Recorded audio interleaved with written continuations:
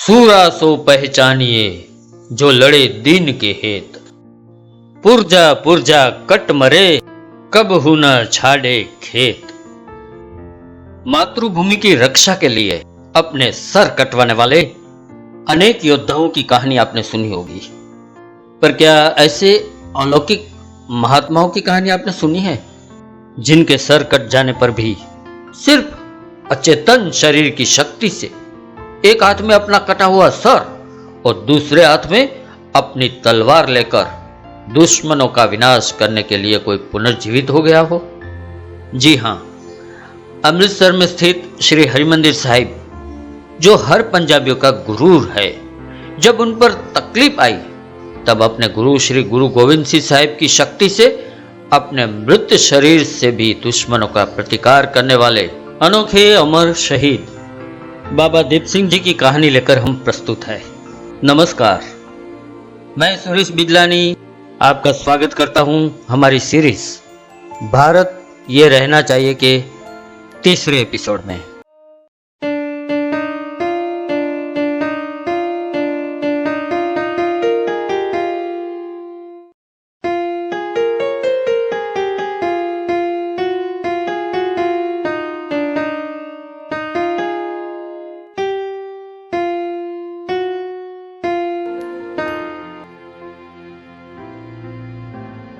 सिखों के लिए सर्वथा पूज्य बाबा दीप सिंह जी का जन्म 27 जनवरी 1682 में अमृतसर जिले के पोविंड गांव में हुआ था।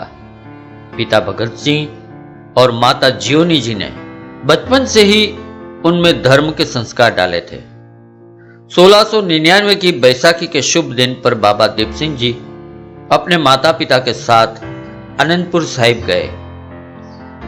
16 वर्ष की तरुण आयु में बाबा जी ने सिखों के प्राण स्वरूप श्री गुरु गोविंद सिंह जी से अमृत धारण किया, जिसे हम लोग गुरु दीक्षा कहते हैं। सुसंस्कारित बाबा दीप सिंह जी का लेखन कौशल्य नापकर श्री गुरु गोविंद सिंह जी ने उनसे गुरु ग्रंथ साहिब में गुरबानी लिखवाई। अपने गुरुमत का प्रचार करने हेतु बेहद ही उत्साहित बाबा जी ने गुरु की आज्ञा अनुसार श्री गुरु ग्रंथ साहिब जी की 4 प्रतियां तैयार की, जिन्हें अलग अलग तख्तों पर स्थापित किया गया।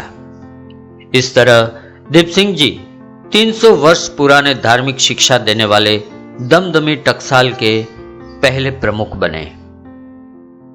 किसी भी प्रदेश की सुरक्षा हेतु धर्म का जितना महत्व है, उतना ही महत्व है बल का।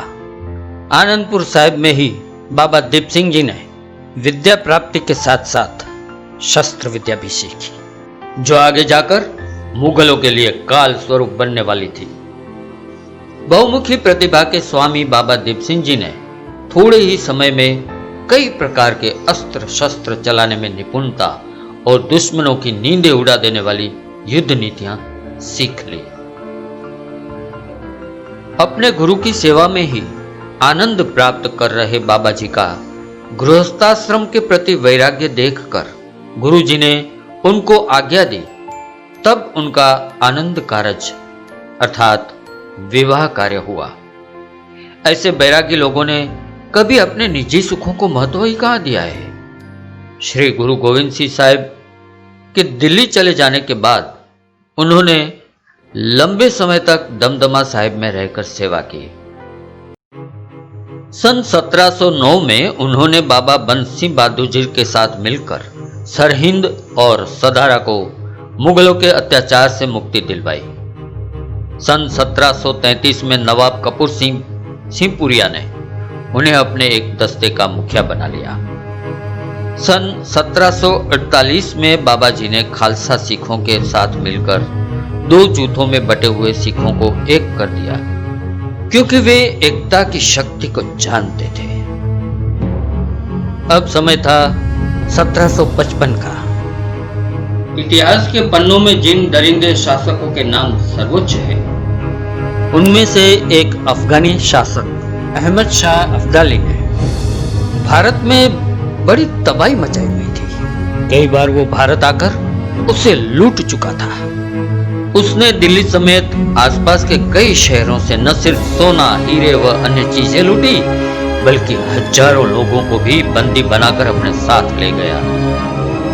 एक बार जब उसके सिपाही किसी प्रदेश से वहां की औरतों को बंदी बनाकर ले जा रहे थे, तब बाबा दीप सिंह जी तक ये बात पहुंच गई और उनकी खालसा टुकड़ी अब्दाली के छिपे ठिकाने पर छापा मारने पहुंच गई।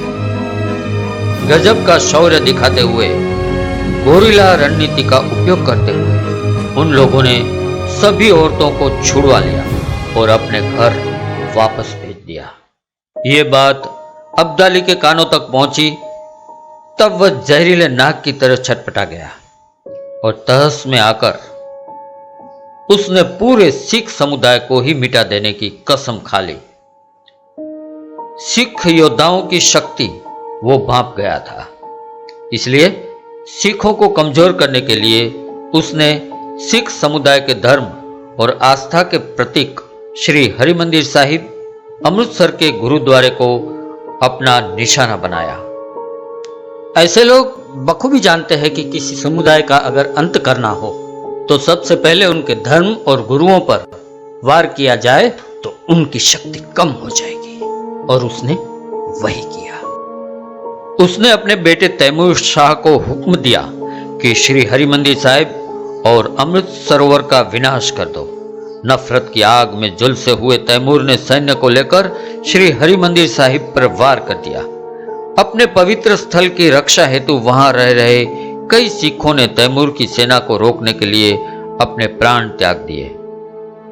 उन वैशी दरिंदों ने औरतों और बच्चों तक को नहीं छोड़ा। कई लोगों के प्राण लेकर उस तैमूर ने अमृत सरोवर को मिट्टी से भरवा दिया। निर्दोष सिखों का नरसंहार और अपने अति पावन स्थल के अपमान की बात जब बाबा दीप सिंह जी तक पहुंची, तब उनका और उनकी पूरी खालसा टुकड़ी का खून खोल उठा। 75 वर्ष की वृद्धावस्था होने के बावजूद बाबा ने अपना खंडा उठा लिया और प्रतिज्ञा कर ली कि वे श्री हरिमंदिर साहिब को अब्दाली की सेना से मुक्त करवाकर ही अपना शीश वहां गुरुद्वारे पर ही भेंट कर देंगे। तुरंत ही उन्होंने अमृतसर की ओर कूच कर दी। वहां से चलते समय बाबा जी के साथ सिर्फ 8 सिख थे, परंतु जैसे जैसे अन्य सिखों को पता चलता गया, वैसे छोटे बड़े, बच्चे, युवा, वृद्ध सभी सिखों के खून खोलने लगे और वे सब अपनी मृत्यु को ओढ़कर, परिवार का त्याग कर बाबा की सेना में जुड़ते गए। श्री तरनतारन तक पहुंचते पहुंचते सिखों की संख्या 5000 तक पहुंच गई। युद्ध में जाने से पहले एक लकीर खींच दी और कहा कि जिनकी मृत्यु का सामना करने की तैयारी हो वही इसे पार करे। सारे सिखों ने श्री वाहेगुरु जी का नाम लेकर तुरंत ही वो रेखा पार कर ली। श्री तरनतारन से थोड़े दूर गोलवाड़ गांव के निकट सिखों और अफगानी सैन्य के बीच भयंकर युद्ध शुरू हो गया। तैमूर और उसकी सेना के प्रमुख जहाल खान का लश्कर संख्या में काफी बड़ा था, पर सिर पर मृत्यु बांधे हुए निडर खालसाओं के परोश के आगे वो घुटनों पर आ गया।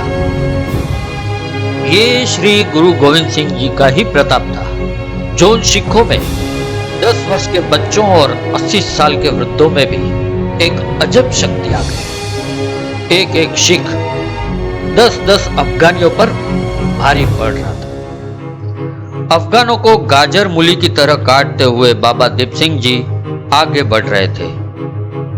बहुत से अफगानी योद्धा डर के मारे भाग खड़े हुए। आखिर में जहाल खान और बाबा जी के बीच में भयंकर युद्ध हुआ। दोनों ने ही बलपूर्वक तलवार घुमाई और एक दूसरे के सर को धड़ से अलग कर दिया। दोनों के शरीर युद्ध भूमि में गिर पड़े।